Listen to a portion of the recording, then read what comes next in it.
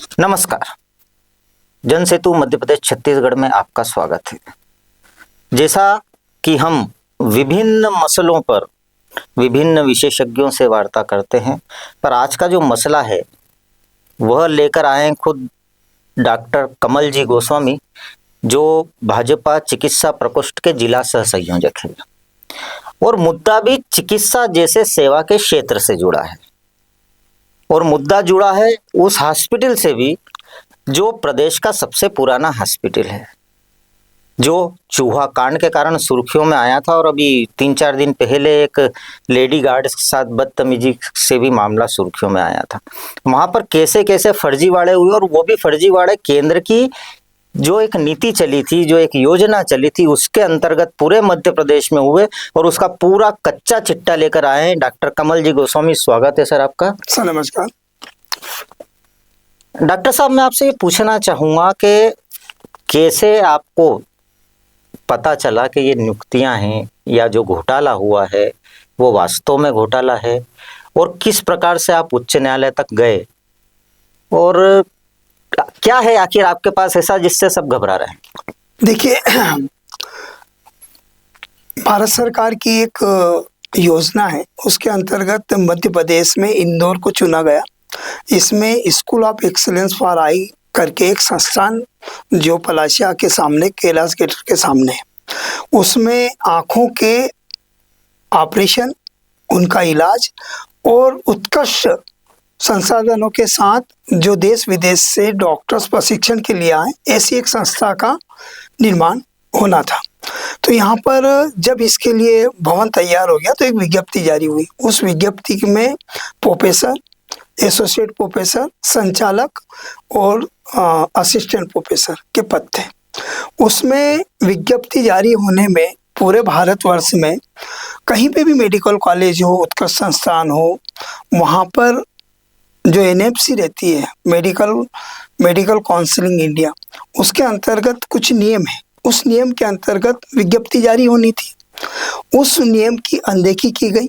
साथ ही उसमें जो क्वालिफिकेशन होना चाहिए एसोसिएट प्रोफेसर की, उन क्वालिफिकेशन का भी जिक्र नहीं है। और ऐसे लोगों का चयन हुआ जिनके पास ना योग्यताएं थी, ना ही एमसीआई के रूल का पालन के हिसाब से उनकी नियुक्तियां होनी थी।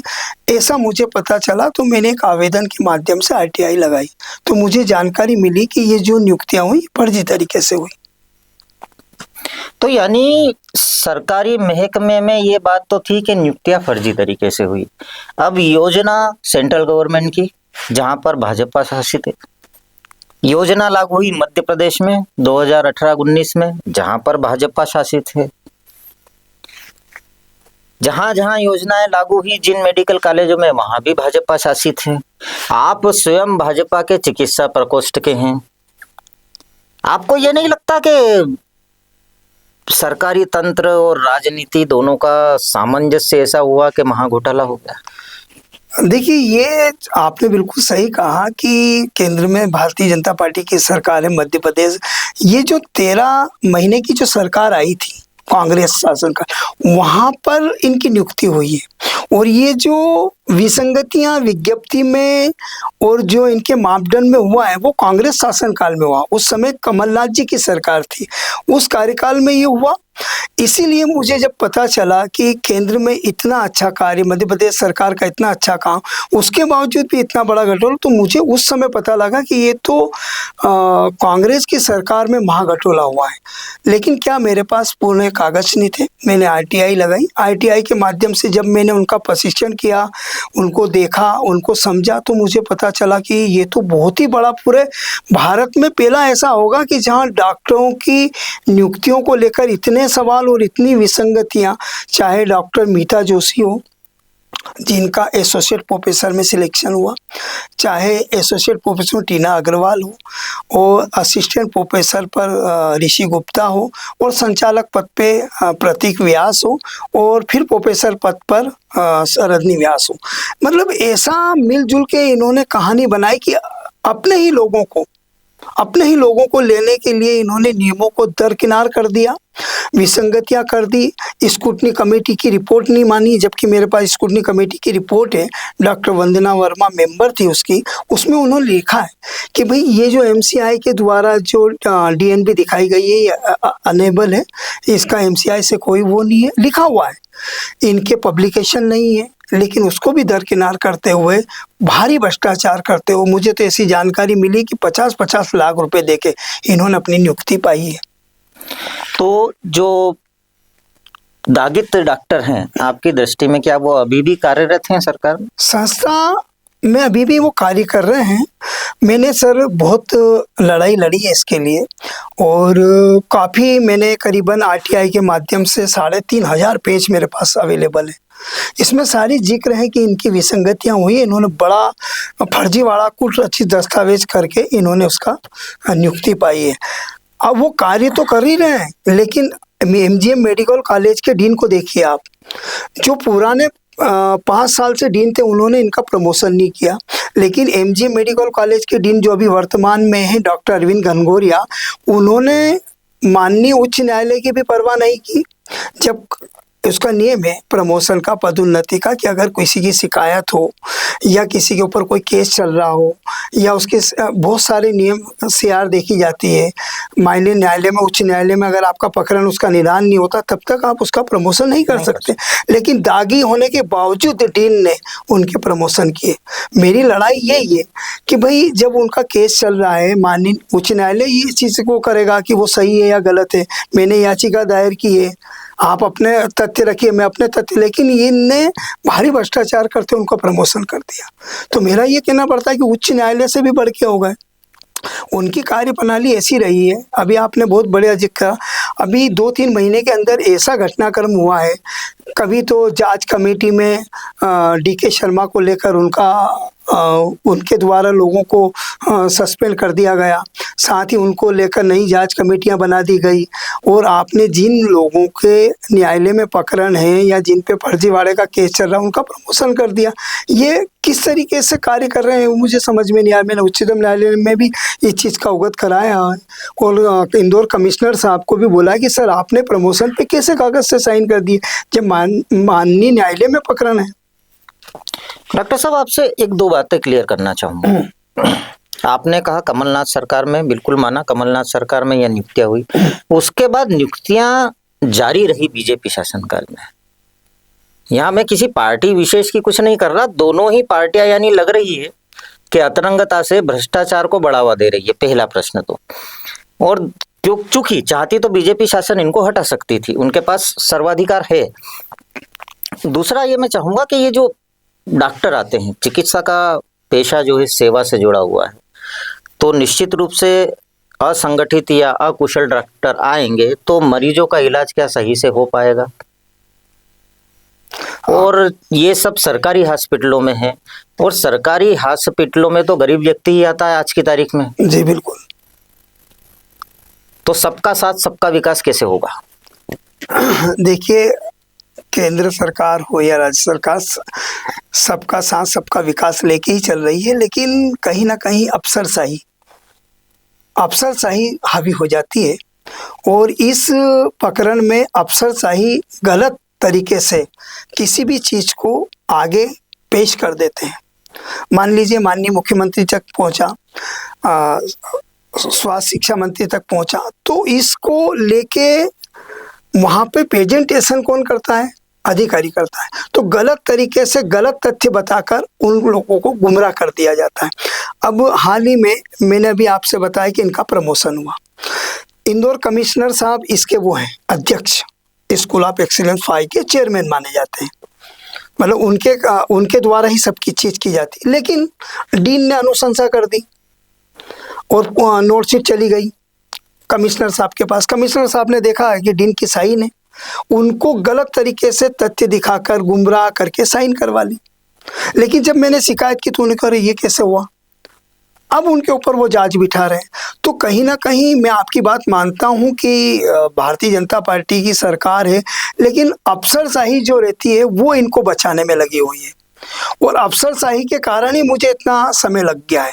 मैं अपनी प्रॉपरली बात में रखता हूँ मंत्री जी के पास। अफसरशाही में क्या है, जैसे लीजिए आप मुख्य सचिव हो गए, आयुक्त हो गए, ये बड़े पद हैं।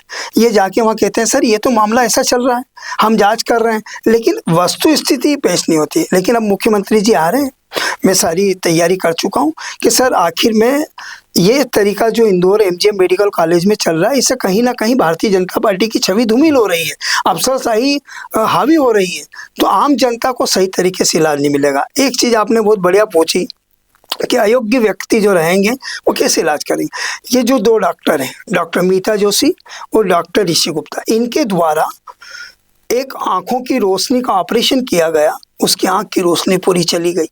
वो व्यक्ति गरीब ठेला चलाता है। मैं पत्रकारिता को भी धन्यवाद देता हूं कि उन्होंने इस मुद्दे को अच्छा उठाया, उन्होंने काफ़ी लिखा, लेकिन उसको न्याय नहीं मिला। उपभोक्ता फॉर्म में पहुंचा, अभी 25 लाख रुपए का केस उसने लगाया है कि भाई मेरी आंख पूरी चली गई, मेरे परिवार का कैसे पालन पोषण। दूसरा भी एक केस आया ऋषि गुप्ता का, रेहान बी करके एक मुस्लिम महिला है, उसका ऑपरेशन करना था नासूर का, उसका कर दिया मोतियाबिंद का। अब बेचारा कोई व्यक्ति अगर आपके लिए पेट का इलाज कराने आया और आप उसका पैर का ऑपरेशन कर देंगे, ये तो फिर डॉक्टर की गलती है। नासूर की जगह मोतियाबिंद का ऑपरेशन नासूर का करना था, मोतियाबिंद का कर दिया, पूरी आंख चली गई उसकी। आज ये स्थिति है कि उसके परिवार में पालन पोषण नहीं, हाथ में आंखें निकालने की स्थिति बन गई। तो ये जो बचाव की मुद्रा में आ रहे हैं अफसर लोग, ये कहीं ना कहीं जो अफसरशाही है वो हावी हो रही है, तो कहीं ना कहीं आम जनता को इसका बहुत नुकसान हो रहा है। आज के युग में डॉक्टर साहब सत्य की राह पे चलने वालों के ऊपर प्रेशर बहुत आता है। ये जो 3000 पन्नों की फाइल आप लेके बैठे हैं, यह इकट्ठी करने के बाद और मुद्दे उठाने के बाद आपके ऊपर कितना प्रेशर आया, हमारे दर्शकों को सत्यता से बताइए। देखिए प्रेशर तो इतना आया है कि चाहे अफसर जो जिनके विरुद्ध में लड़ रहा हूँ बहुत बड़े लोग हैं और उनकी अप्रोच भी बहुत अच्छी है, और इतनी अप्रोच है उनकी कि सीएम से भी बात डायरेक्ट करते हैं, दूसरे अधिकारी मिनिस्टर से तो तुरंत कर लेते हैं। काफ़ी प्रेशर लगाया उन्होंने कि मैं इस मुद्दे को छोड़ दूं, और आम जनता को मैं क्या बताना चाहता हूँ, खुद आम जनता भी समझती है कि कोई व्यक्ति अगर छोटे तबके का व्यक्ति अगर इन चीज़ों को उठाता है तो कितनी परेशानी आती है, कैसे कैसे दबाव आते हैं। अगर आप नहीं मानते हैं तो आपको कोशिश की जाती है कि ये व्यक्ति को ऐसे दबाया जाए, पुलिस प्रशासन के द्वारा दबा दिया जाए, या अगर ये नहीं दब रहा है तो पैसे के बल पे इनको दबाया जाए। लेकिन आप निश्चित रहिए, ये मेरी लड़ाई नहीं है, ये लड़ाई बिल्कुल मेरी नहीं है। मैं आम जनता की लड़ाई लड़ रहा हूँ। आम जनता की लड़ाई इसलिए लड़ रहा हूँ कि भाई इनकी जो फर्जी नियुक्ति हुई है, अच्छे डॉक्टर्स आएंगे, अच्छा इलाज करेंगे। और सबसे पहली बात तो सर ये डॉक्टर है ही नहीं, इनका पद है अध्यापक और प्रोफेसर। भाई आप डॉक्टर नहीं, आप प्रोफेसर हैं। प्रोफेसर अगर आप हैं तो एक अध्यापक के पद पे, और अध्यापक के पद पे तो आपको टीचिंग करना चाहिए। आपने अच्छे डॉक्टर निकालने के लिए वहाँ डॉक्टर्स आना चाहिए। अभी मैं समाचार पत्रों में, एक बहुत बड़ा अखबार है, उन्होंने काफ़ी बड़ी चीज़ छापी है कि भाई 10 करोड़ का भुगतान हो गया और एक भी डॉक्टर को आपने शिक्षा नहीं दी। यानी आम जनता का पैसा, जो आम जनता के टैक्स के माध्यम से सरकार पैसा लेती है आम जनता से, वो सही तरीके से आ ही नहीं रहा है। वहाँ सिर्फ इलाज हो रहा है, और जिनकी सैलरी डॉक्टर की 1-1.5 लाख रुपए होती है उनको 4-4 लाख रुपए दे रहे हैं, और वो एक भी डॉक्टर अभी तक तैयार, पीजी सीट एक भी नहीं आई। अब आप पूछेंगे पीजी सीट क्यों नहीं आई? पीजी सीट इसलिए नहीं आई क्योंकि इनकी नियुक्ति अध्यापक प्रोफेसर के नियम पे हुई नहीं, तो वो सीट क्यों देंगे? दिल्ली ने इसलिए एमसीआई ने मना कर दिया कि भाई हम आपको सीट नहीं देंगे क्योंकि आपकी फर्जी नियुक्ति है, और इसी को लेकर बहस बना के मैं लड़ रहा हूँ। लेकिन ये चीज़ मैं आपके चैनल के माध्यम से बता रहा हूँ, आपने बहुत बढ़िया, प्रेशर मुझे बहुत आ रहा है, बहुत इतना प्रेशर आ रहा है कि हम ये कर देंगे, वो कर देंगे, आपके साथ ऐसा कर देंगे।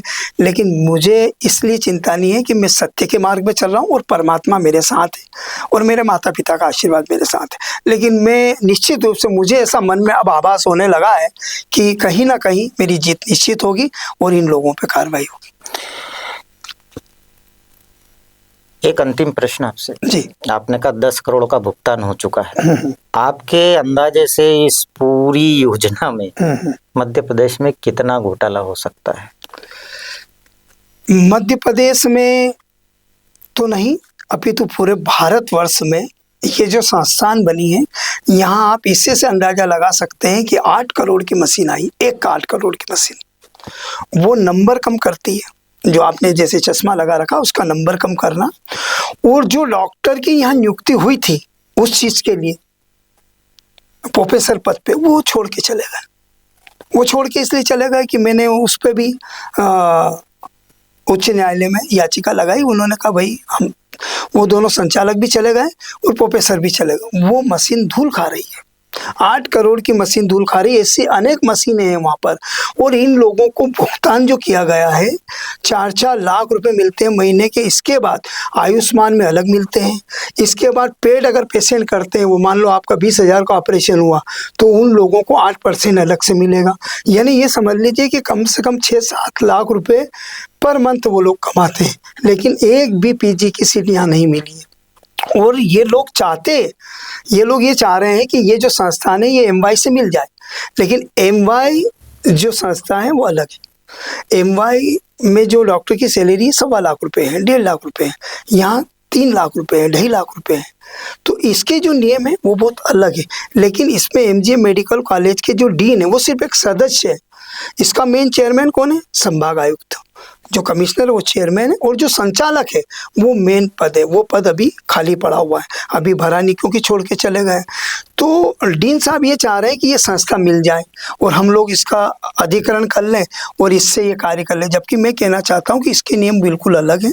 इसको इसलिए बनाया गया है कि पूरे भारत में इंदौर का नाम रोशन हो और यहाँ अच्छे देश विदेश में अच्छे डॉक्टर निकले ताकि वो इंदौर का नाम रोशन करें। ये है मेन इसका उद्देश्य।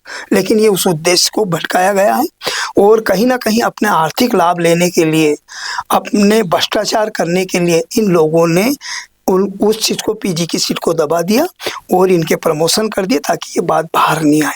लेकिन आपके चैनल के माध्यम से मैं बताना चाहता हूँ कि मैं तो न्यायालय में भी यही चीज़ प्रस्तुत करूँगा कि जिस उद्देश्य को लेकर ये संस्था को खोला गया है वो उद्देश्य को परिपूर्ण करना चाहिए और मजिस्ट्रेट जाँच होना चाहिए। मजिस्ट्रेट जांच होगी तो नहीं तो क्या है, डॉक्टर एक रहते हैं, इन्होंने लिख के दे दिया कि ऐसा ऐसा है, मान लेंगे। इसीलिए मैंने संभाग आयुक्त को एक लेटर लिखा कि आप मजिस्ट्रेट जांच कराइए, बाहर की संस्था से जांच कराइए, और मेरे पास पूरा सबूत है। आप देखिए, अगर मुझे गलत है तो मुझे दोषी अगर हूँ तो मुझे आप जो चाहें वो सजा अदालत दे सकती है, मुझे कोई दिक्कत नहीं।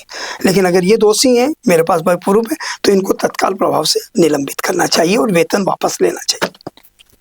तो ये थे डॉक्टर गोस्वामी जी, जिन्होंने बारीक बारीक चीज़ों का अध्ययन करके एक महा घोटाला पकड़ लिया, या कहें कि लालची लोगों का एक ऐसा समूह पकड़ा जो चिकित्सा पेशे की आड़ में रहकर लोगों के स्वास्थ्य के साथ खिलवाड़ करने के लिए तत्पर हैं और कर रहे हैं।